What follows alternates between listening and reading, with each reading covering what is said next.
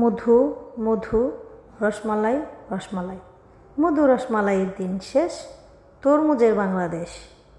চলো, আমি কিন্তু অলরেডি তরমুজ কাটা শুরু করে দিয়েছি। দেখা যাক এর মধ্যে থেকে কী বের হয়, মধু রসমালাই নাকি তরমুজ। তরমুজের ভিতর থেকে তরমুজই বের হবে, ঠিক আছে না? কারণ ছাগলের পেট থেকে কি আর বিড়ালের বাচ্চা বের হবে?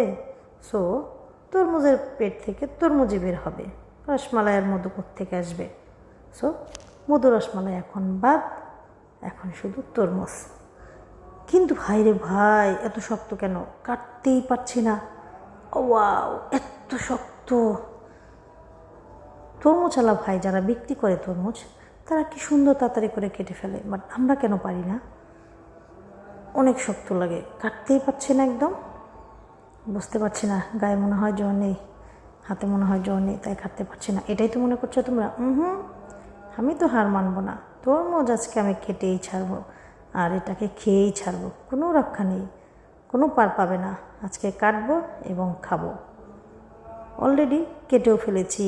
ইয়াহো, দেখা যাক কী বের হয়, কী বের হয়। ওয়াও, মাশাল্লাহ, একদম লাল টকটকা। সো মনে হয় আসলে মধু রসমালাই এর মতোই মিষ্টি হবে। কি বলো তোমরা সবাই? খাবে কি না?